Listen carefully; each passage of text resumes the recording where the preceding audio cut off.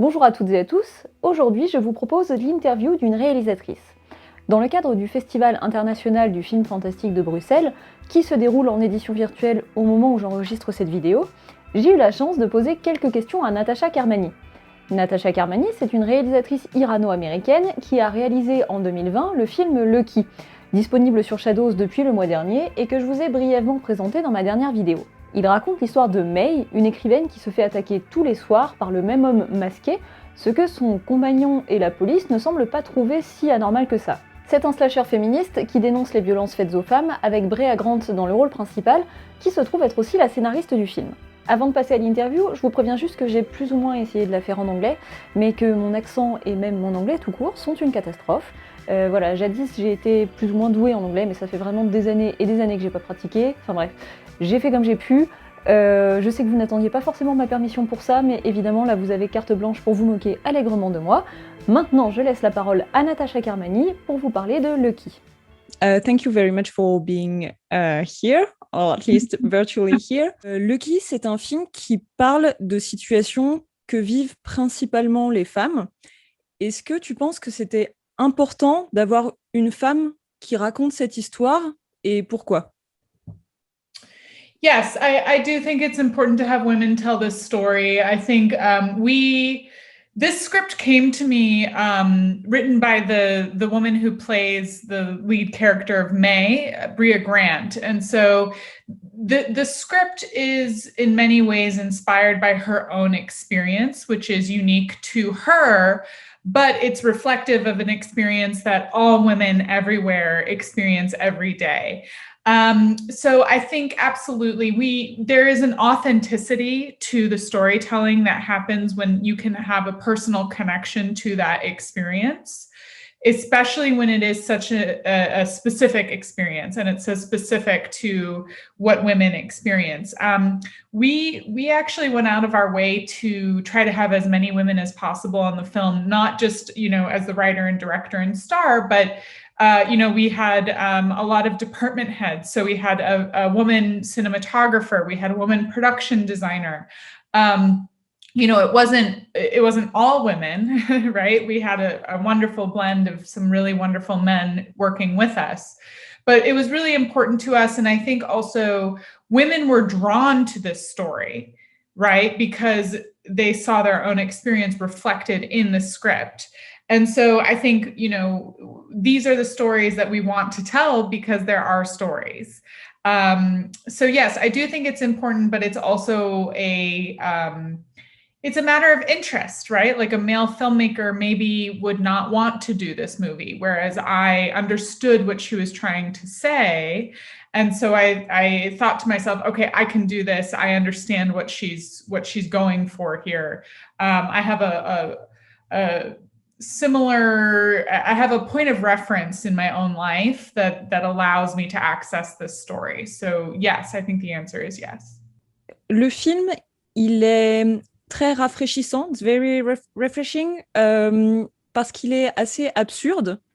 Et son message est très clair, très frontal. It's very head-on. Est-ce que did you want to rejuvenate what classic slashers like Scream had to say? So we think about the movie as being in the skin of a slasher. Je sais pas comment on dit en français, dans le peau. Oui, c'est ça. D'une slasher. So we think about it as, really what we're doing is we're telling the story, how the story needs to be told, but we're using the paintbrush and the colors of a horror movie. So we're not making just a straight slasher movie. We're making a satire, right? It's a piece of absurdist theater. It's many, many different things that are all coming together to tell this story. For me, I almost thought of it as an episode of The Twilight Zone, that is being told using the mood and the themes of a slasher movie. And that was a lot of fun for us. So I don't know if it's refreshing the slasher genre as much as we're borrowing from a slasher to tell our story. So there's a lot of different ingredients in the movie. I still think personally, I think it does refresh the genre because May is not an ideal heroine in the way that she's not always positive or righteous. She feels very real, very realistic. So were you inspired by previous movie characters, or did you want to create a kind of modern type of final girl? This is really important to us. Actually, one of the things that I loved the most about the script is that May is not this virginal, perfect final girl. She's very much flawed. She makes mistakes along the way. She's made mistakes before the movie starts, and she makes mistakes as the movie continues. But we're rooting for her because she is relatable and she's real. And who amongst us has not also made mistakes? So I think she's less of this sort of aspirational, again, the final girl as told often through a male lens, as either an object of desire or sort of this moralistic, prescriptive attitude to your story. We're just trying to tell a very grounded story about somebody who feels relatable and real. And that means that she can't be perfect. And that was one of the things I really loved about the script. And that was really important to me from the beginning. And I think, a lot of other producers and filmmakers had spoken about the script and wanted her to make May a little bit more perfect. And for me, it was the opposite. It's, we need to have these conversations. We need to talk about where white feminism fails, right? Like we need to talk about where moments of allyship or where, she could have connected with other women or other characters in the movie. She isn't able to do that. And I think that's what makes our movie a little bit more challenging, but it also makes it a little bit more interesting because we're proposing that you go on this journey with this woman who is figuring it out for herself, Working with a main actress that also happens to be your screenwriter, does it make things easier or a bit complicated? Oh, it was great. It was wonderful. It's interesting. I think a lot of people they're confused how like women can collaborate. But it was wonderful. You set your ego aside very early on when you're making a film. I think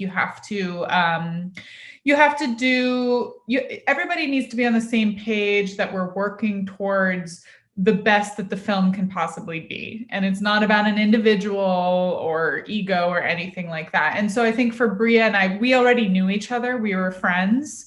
And so there was a lot of trust there to start. And then I think after a few initial conversations, Bria trusted that I understood what she was trying to do with the project. And so she said, okay, here you go, take it and, make it happen. And so then that trust moves forward, right, with all the different departments and, through the whole process. So I think, honestly, it was great because if we had a question, we could talk it through in real time, right? Like it was very, very collaborative. And I think because this came from her brain, I really wanted to make sure that she felt confident about all of the decisions that we were making as we moved forward. So I tried to keep her as involved as possible in all of the process. However, she, once she was acting, she was very happy to just be acting, right? It's a very challenging role. It's physically challenging. It's emotionally challenging. And so I think she was grateful to be able to just focus on the acting and know that everything else is being taken care of. So I think, I tried to keep her involved and she was very involved, but I think ultimately she was sort of happy to see it all come together. The film is very funny. So did you mean to use humor as a tool? Absolutely. The script itself is very funny. Bria, the writer, is very humorous. She has a really great sense of humor, and I think she brings it to everything that she writes.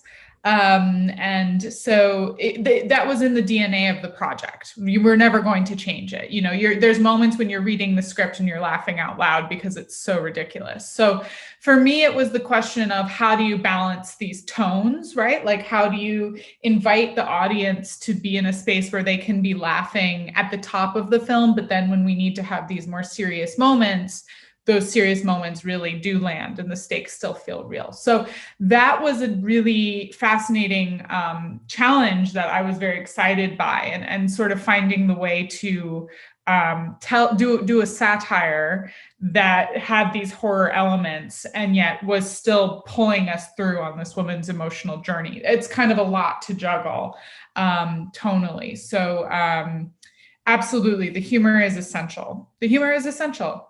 I think it's a great way to open up conversation, you know, and I think it's not hitting people over the head with this really heavy, you know, heavy theme, heavy topic. It's sort of inviting people to look at the absurdity of the situation. And then hopefully after the movie ends, you know, they can go off and go get dinner and have a conversation. You know, that's really the point of the movie, is to start a conversation, not to tell anybody, you know, this is how you should feel. You should feel so horrible, you know, go cry for an hour. No, that's not what we're doing. It's a very different sort of approach to talking about these very serious topics.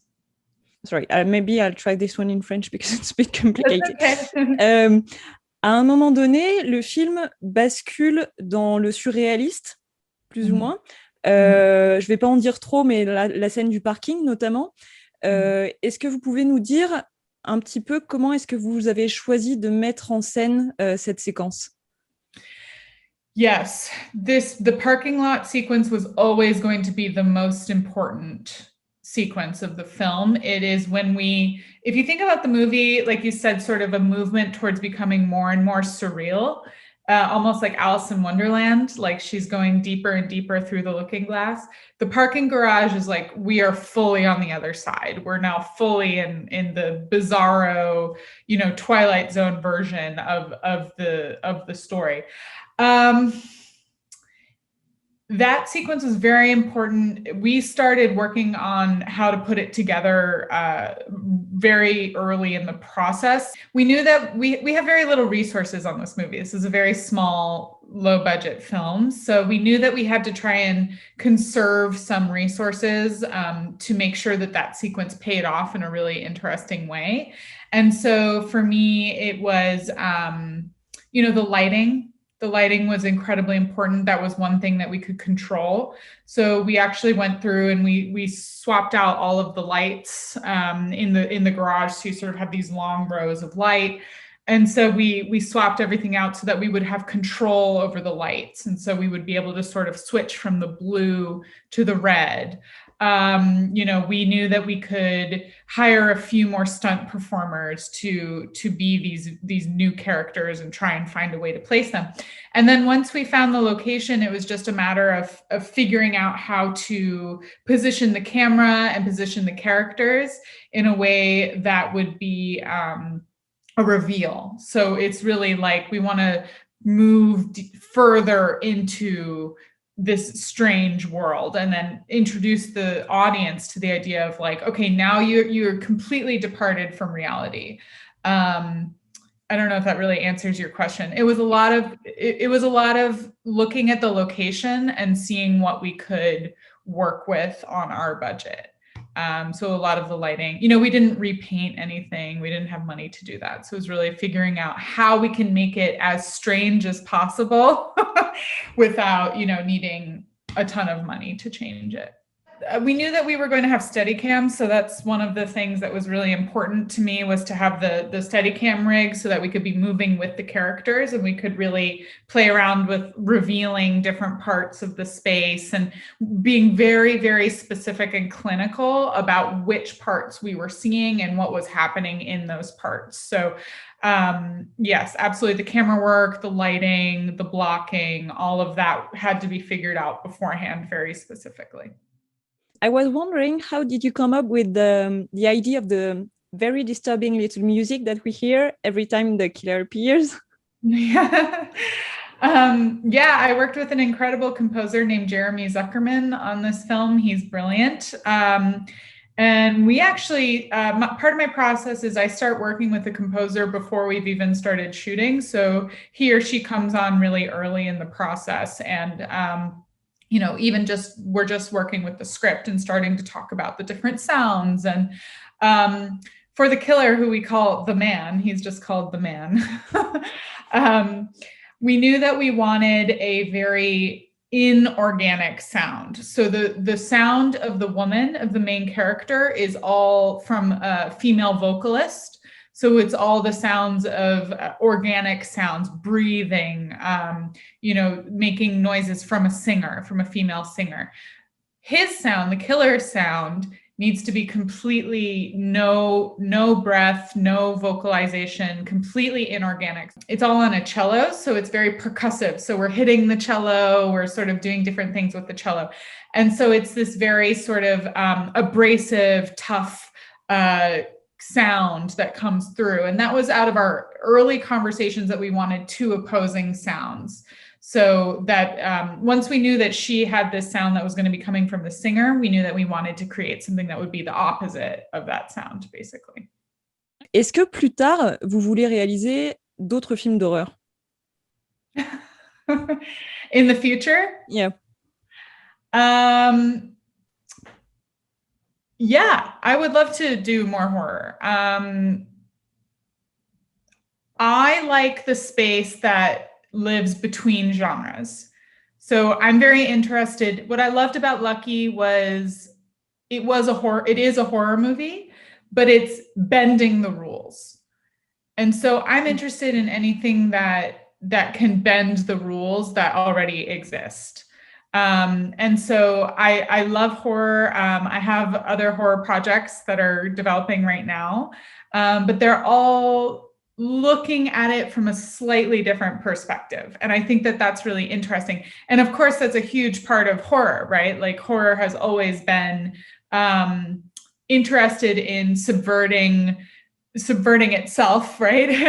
and I think we're in a really exciting time right now in horror and the genre, where there are so many subgenres and it is so diverse right now. So I say yes, absolutely. But I want to continue exploring the space between the categories.